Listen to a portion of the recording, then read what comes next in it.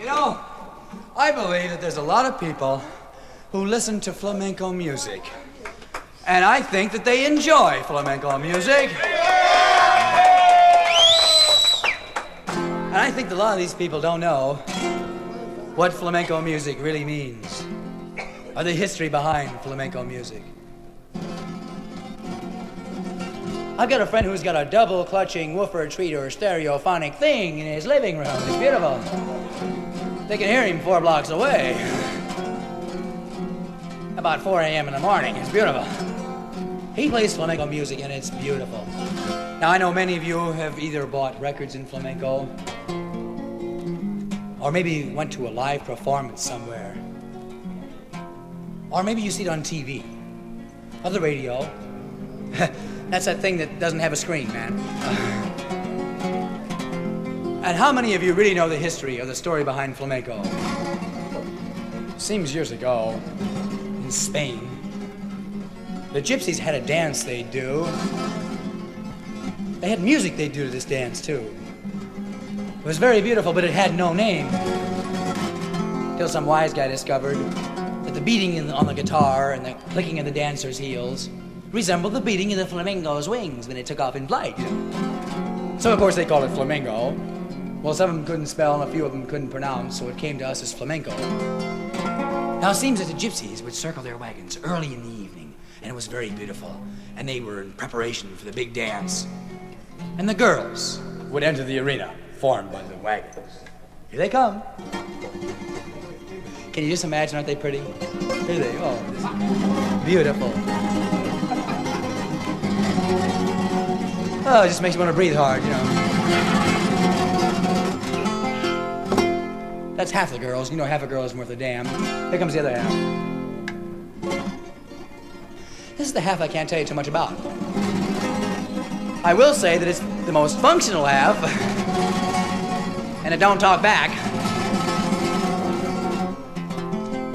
Now that the girls are all there, you know that no dance is complete without the guys, so here they come.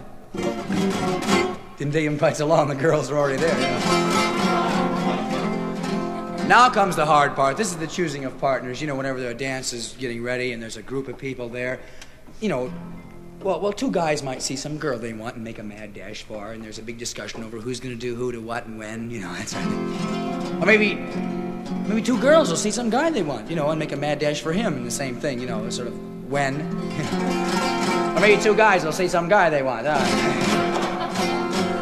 So this is the music played for the choosing of partners, and it gets pretty wild. Sometimes I can't even watch.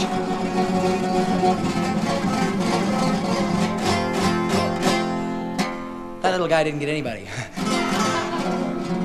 Maybe he'll do it by himself. There's not much variety, but you're independent. Now that they've all chosen partners and they're ready to do the dance, you know, for many years the gypsies would all sit down and they'd smoke marijuana. Yeah. He's rolling his own over in the corner, I think. But they look like cigars. Where are you getting yours?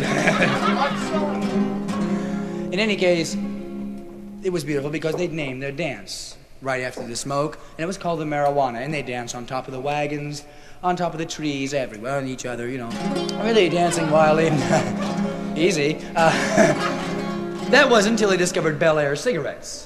Well, you know yourself that if you smoke Bel Air, they're trying to hook you 2 ways now. They're giving you Raleigh coupons with them, you know. And immediately after smoking Bel Air cigarettes, the gypsies threw their marijuana away, you know, and they changed the name of the dance from the marijuana to the Bolero.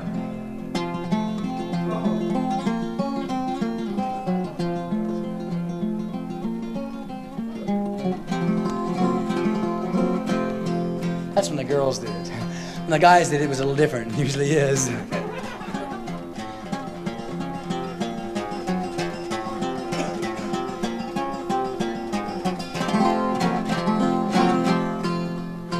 Except for when it's in Hollywood. And this would go on most of the evening until the thoughts became a little more intimate.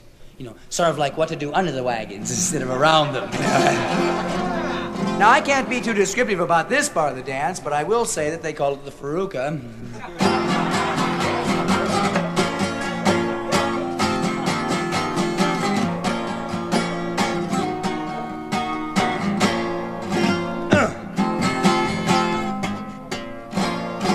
I can't tell you what this is, or this. But I will say that if you already know, I don't have to tell you. And if you don't know, try tonight, it's a guess. Now the ones that were very hardy, you know, those are the ones that were strong and youthful and everything, they would do it twice.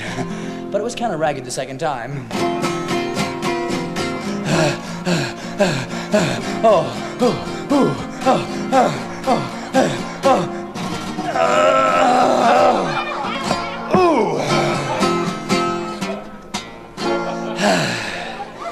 Now the young ones, they were the ones that this is their first time and they figured it might be their last, you know. So they'd do it as many times as they possibly could, but boy, that third time was really ragged.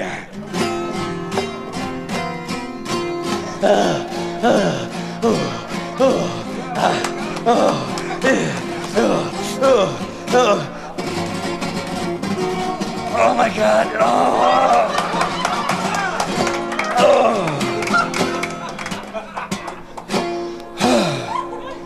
The only other thing in flamenco that was of much importance was this little movement here.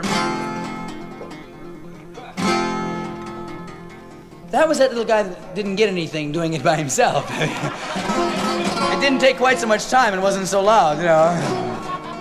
So now when you hear flamenco music, you can sit back and grin a little because you know the inside story. Yeah!